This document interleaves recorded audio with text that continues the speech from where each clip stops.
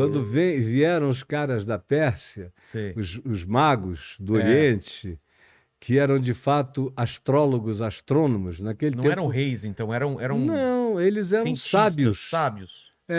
Cientistas. E por que reis? Porque astrologias.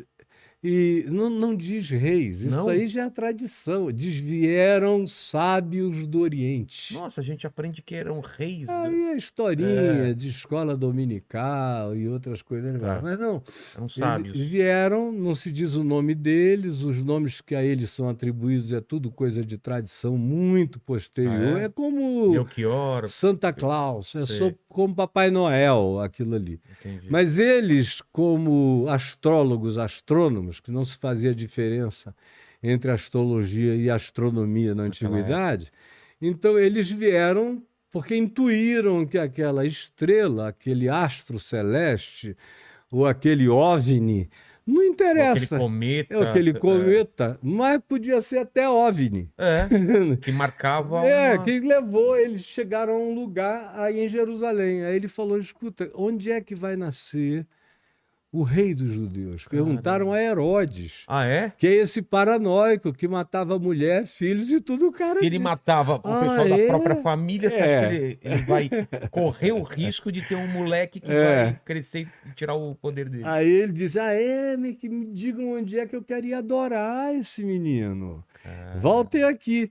Aí os caras foram 5 quilômetros depois, chegaram à aldeia de Belém.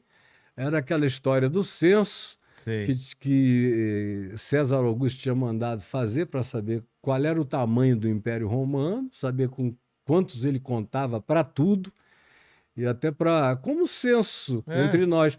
Você precisa dele para economia, para guerra, para plantio, para tudo. Então, ele mandou levantar, e aí Jesus, por causa disso, tendo sido criado em Nazaré, nascido em Belém, ele voltou para Belém, lugar onde o pai dele também nascera. Para se inscrever no censo foi quando ele nasceu. E aí os caras chegaram, ficaram deslumbrados, maravilhados, adoraram e cultuaram e disseram para José e para Maria que aquele menino ia dividir o mundo. E foram embora e resolveram não passar mais por Jerusalém. Eles intuíram que Herodes queria matar o garoto. Foram por outro caminho e falou para os pais, saiam daqui o quanto antes. Aí quando eles vão para o Egito, que era o lugar mais próximo e, ao mesmo tempo, mais guardado que eles poderiam ter em relação à sanha de Herodes persegui-los. Aí eles ficaram aproximadamente 8 anos no Egito, de 6 a 8 anos, e voltaram. Foram direto para Nazaré, Herodes já tinha morrido, a história estava mais ou menos apagada, não tinha registro nem arquivo, era memória humana, distraível ao extremo, e aí cresceu lá, no meio do nada, numa aldeia pequena de 200, 300 pessoas, e trabalhando com o pai, que era um carpinteiro rude, tosco, não é? A gente fica pensando que eram grandes obras, nada disso. Era coisa simples. Para comer, era só para comer. E aí depois ele desaparece nas narrativas. Isso que é estranho, né? Tem um período que ele desaparece. Dos 12 aos 30, que é onde surgem os lapsos com histórias de que ele pegou uma caravana de mercadores, foi bater na Índia. Primeiro ele sentou com o pessoal de Zoroastro, depois ele foi entrando na Índia, aí ele dialogou com os brahmanes, com todo, e aonde ele chegava, indiferentemente do nível de religião, sempre tinha político religioso querendo acabar com ele. Então, mas isso são presunções? Existe alguma coisa histórica que dê base a isso? Eu não poderia chamar de absolutamente histórica, mas existem pequenas histórias. Pequenos relatos que você vai juntando. Que você encontra no mosteiro de Lhasa, lá no Tibete, onde o Dalai Lama cresceu. Tem algum registro de alguma figura parecida com... Chamada Issa. Sei. Na mesma época, apareceu Issa, que é Jesus em árabe. Caramba! Apareceu Issa entre nós. Aí essa narrativa que foi descoberta por um repórter inglês no século XIX, ele limpou tudo, juntou tudo. É um livro interessante de ler. Pô, Dá uma boa ficção, é, porque não muda Jesus.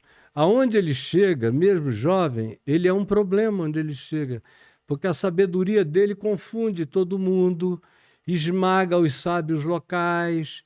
Era aquela simplicidade vertiginosamente esmagadora, devia ter um carisma. poderoso, curava pessoas, com uma descrição, desaparecia dos lugares porque não queria publicidade.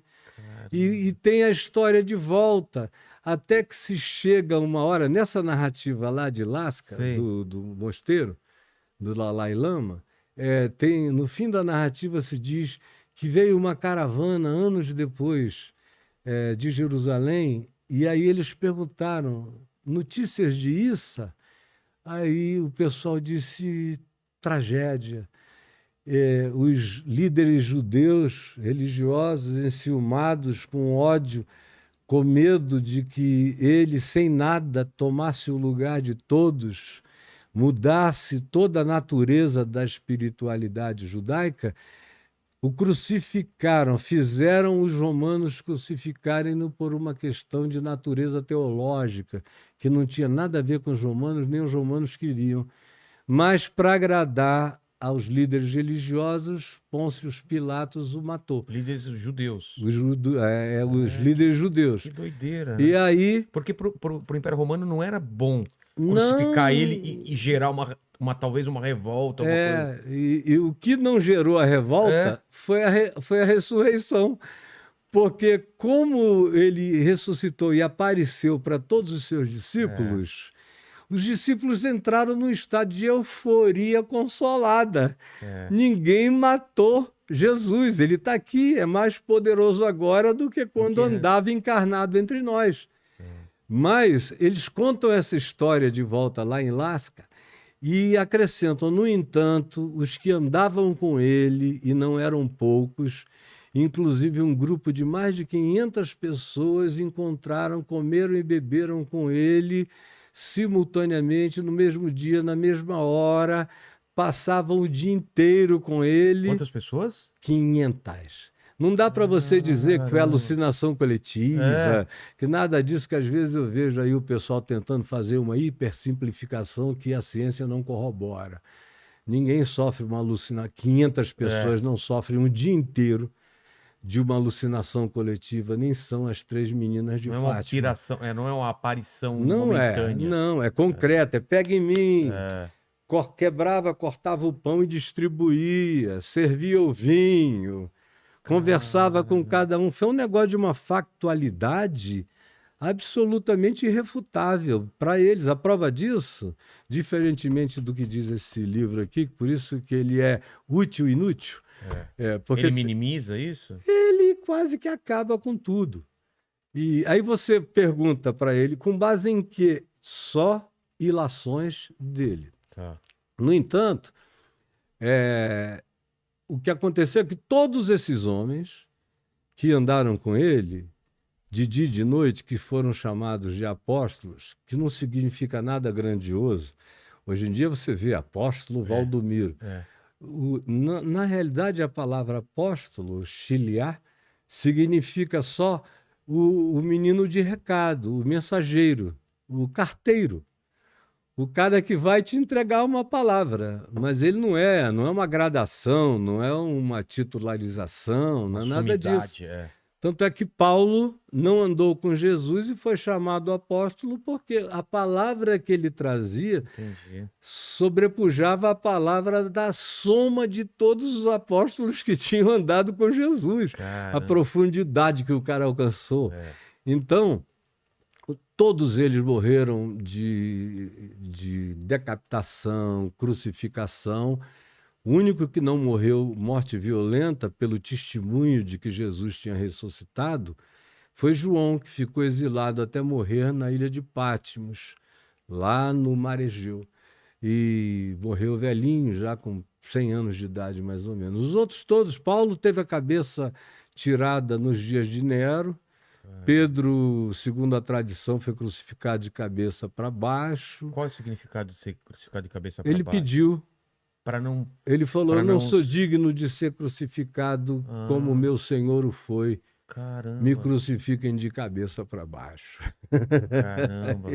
Para não ter uma simetria que Não, pudesse... eu sou o cara que ele levantou o tempo todo. Eu não sou Bonito, digno disso, não. E ele aqui no livro coloca em dúvida, inclusive, a ressurreição ou não? A ressurreição ele acha que foi só uma grande alegria, Foi metafórica, não? foi metafórica, ou porque a primeira testemunha ocular da ressurreição foi Maria Madalena, de quem Jesus tinha expulsado 7 demônios. E aí ele diz, não, era uma pessoa que não tinha crédito, de confiança para ser uma testemunha. Ela deflagrou um processo vibracional de impressões e os outros queriam crer. E aí ele atribui tudo isso Uma alucinação a uma coletiva. alucinação coletiva que chega a contemplar a loucura de 500 indivíduos num dia todo, conversando com ele. E depois ele vai assunto aos céus na presença de quase 200. Ah, é? É. Acontece isso? Isso, ter 200? no livro de Atos dos Apóstolos, aqui está dito, né? Que enquanto Jesus falava, foi elevado às alturas e uma nuvem o encobriu dos seus olhos, lá no Monte Olival. E enquanto eles olhavam para os céus, atônitos, 2 varões vestidos de branco se puseram ao lado deles e lhes disseram: varões galileus, por que estáis olhando para as alturas? Esse Jesus que dentre vós foi assunto aos céus, voltará outra vez do mesmo modo como viste subir. Então, aí esses caras saem, pregam pelo mundo, Pentecostes, saem pregando, Paulo se converte. Porque imagina ter uma experiência dessa, você não quer falar para todo mundo o que aconteceu. Pô, cara. Né? E a de Paulo, que ele tinha carta para matar judeus, ele já tinha executado um monte. Ele era um soldado. Ele era um bolsonarista ferrenho. que faz o deputado Daniel, sei lá o quê, o troglodita. Quem? Silveira. Faz o Daniel Silveira virar sacristão do ódio de Paulo. Então, Paulo odiava, e ele prendia, obrigava a blasfemar, torturava e matava. Ele matou. Ele mesmo diz, escrevendo aos Tessalonicenses e em outros lugares, eu matei, e os obrigava a blasfemar, se não blasfemassem eu matava.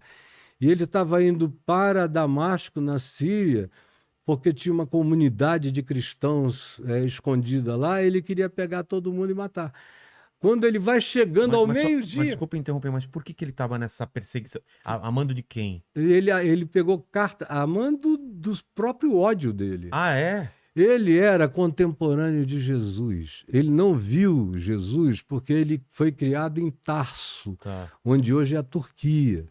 E aí ele que foi criado lá, foi educado, era uma das melhores universidades da Terra naquele tempo. Depois ele foi ser educado no judaísmo como fariseu aos pés de Gamaliel, que era um dos maiores rabinos da época. E ele tinha um primo, Barnabé, que se converteu loucamente e acabou vendendo tudo que tinha e doou para a comunidade de Jerusalém para atender a necessidade dos pobres, que eram muitos naquele tempo. E ele ficou com muito ódio de tudo que ele ouvia de Jesus. Ele disse, esse aí é um charlatão enganando gente, eu vou acabar com essa história. Aí ele está indo para essa comunidade... Com cartas de autorização para prender, para matar, para fazer qualquer coisa. Quando ele vai indo ao meio-dia, na porta de Damasco, com uma escolta de guardas, de repente... Ele diz, uma grande luz brilhou no céu, na cara dele. O sol estava na cabeça dele. Brilhou na minha cara.